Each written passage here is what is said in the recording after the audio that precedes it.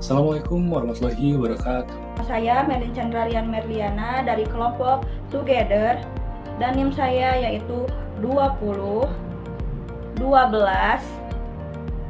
50 20. Perkenalkan, nama saya Syarif Hidayatullah dengan NIM 20 12 50 13. Perkenalkan, nama saya Andri dengan NIM 20125020. Perkenalkan, nama saya Fitriani, NIM saya 2012-5021. Perkenalkan, nama saya Neng Puspita dengan NIM 2012-50-31.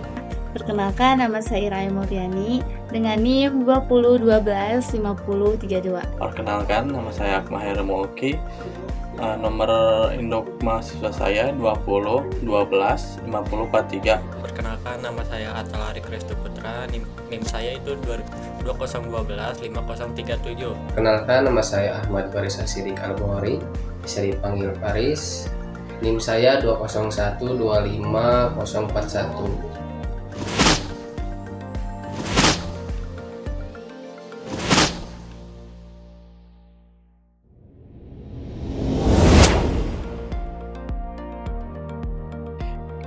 Kepemimpinan. Definisi: seni mempengaruhi orang lain untuk mencapai tujuan. Tipologi kepemimpinan: ada pemimpin, kepemimpinan, dan juga pimpinan. Tipe kepemimpinan: 1. Autokratis, pemimpin yang menentukan semua keputusan. 2. Demokratis, pemimpin yang melibatkan semua anggota. 3. Transformasional, pemimpin yang menginspirasi, memotivasi, dan memberi inovasi. Dan yang keempat, yang terakhir, kondisional, pemimpin yang menyesuaikan dengan situasi.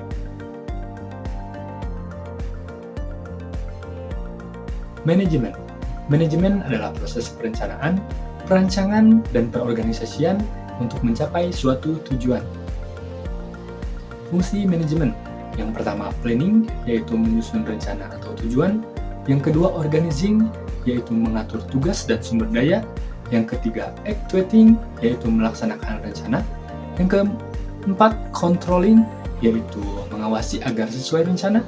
Dan yang terakhir adalah evaluation, yaitu menilai dan perbaikan.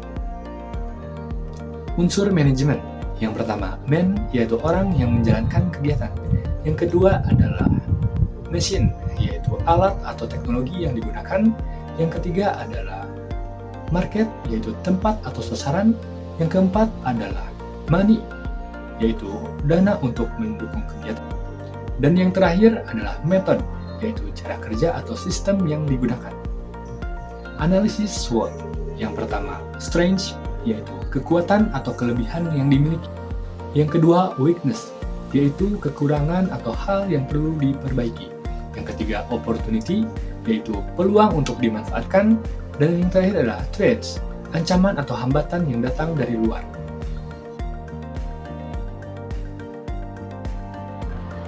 Organisasi secara etimologi, organum bagian anggota badan. Secara terminologi, sekelompok manusia yang memiliki tujuan tertentu yang telah disepakati bersama. Unsur dan cirinya yaitu yang ke-1, sekelompok orang terdiri dari beberapa individu. Yang kedua, memiliki tujuan, ada sasaran yang ingin dicapai bersama. Yang ketiga, memiliki peraturan, ada aturan yang mengatur anggota. Yang keempat, saling bekerja sama, anggota saling membantu mencapai tujuan. Yang kelima, pembagian kerja, tugas dibagikan sesuai kemampuan. Yang keenam, adanya diskusi dan rapat dilakukan untuk mengambil keputusan bersama. Hima Intek, Himpunan Mahasiswa Informatika, berdiri pada tahun 2023. Ketua umum pertama yaitu adalah Paris Aldapi dan wakil pertamanya itu Agung Wibowo. Nah, visi Hima Intek menjadi wadah inovatif, kolaboratif, dan profesional.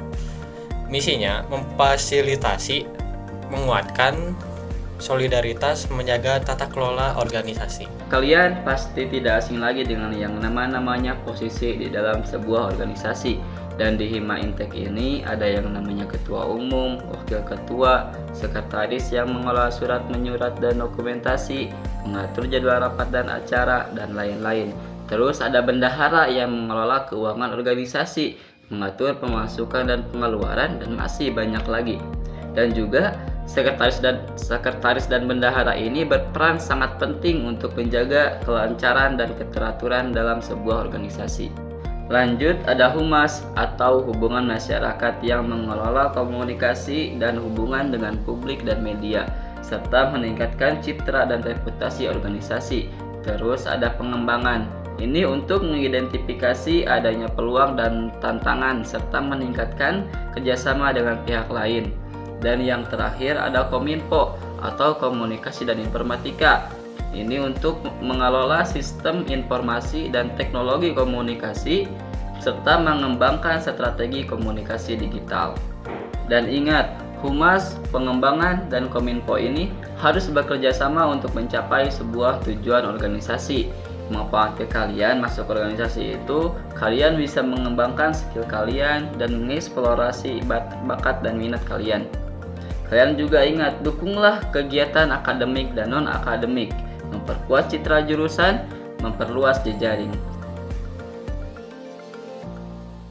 Definisi dari teknik persidangan adalah sekumpulan orang yang berada di forum formal untuk mengambil keputusan dalam organisasi. Juga ada macam-macam sidang. Yang pertama ada sidang pleno. Sidang pleno ini dihadiri oleh seluruh peserta. Yang kedua ada sidang komisi. Sidang komisi ini hanya dihadiri oleh anggota komisi saja. Yang ketiga ada sidang paripurna.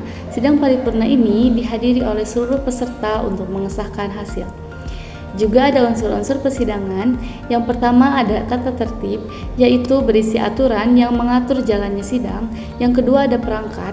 Perangkat ini sebagai orang yang berperan dalam sidang seperti pimpinan, sekretaris, peserta, dan lain-lain.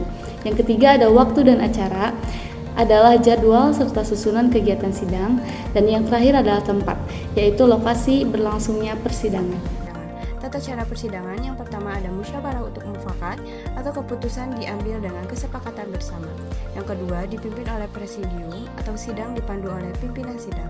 Yang ketiga peserta dapat bicara ketika diizinkan atau anggota berbicara sesuai izin pimpinan. Dan yang keempat presidium dapat menegakkan ketentuan atau pimpinan sidang berhak menegakkan aturan sidang. Dan untuk sifat persidangan ada dua, yaitu sidang terbuka dan juga sidang tertutup. Sidang terbuka dapat dihadiri dan disaksikan oleh umum, contohnya sidang pleno. Yang kedua, sidang tertutup hanya diikuti oleh peserta tertentu saja, contohnya reshuffle. Ada beberapa sistem dalam persidangan, yaitu ada instruksi menyala untuk menyampaikan pendapat atau klarifikasi, lobbying, upaya pendekatan atau negosiasi di luar sidang, skorsing, penghentian sementara jalannya sidang, voting, pengambilan keputusan melalui pemungutan suara, quorum, jumlah minimal peserta agar sidang sah berlanjut, walkout, aksi keluar dari sidang sebagai bentuk protes, deadlock, kebuntuan karena tidak tercapai kesepakatan, pending, penundaan sementara pembahasan suatu hal, pencerahan, penjelasan untuk memperjelas suatu isu atau pendapat, peninjauan kembali, mengulas ulang keputusan yang telah dibuat, konsideran, penimbangan atau dasar dalam mengambil keputusan, afirmasi, pernyataan setuju atau penguatan terhadap keputusan. Aturan sidang dibagi dua, yaitu yang pertama, ada peserta penuh yang memiliki hak bicara, hak suara, hak memilih, dan hak dipilih. Yang kedua, ada peserta peninjau yang hanya memiliki hak bicara saja. Poin interupsi ada 9. Yang ke-1 yaitu point of order. Apa itu point of order? Adalah menyela karena ada pelanggaran tata tertib sidang.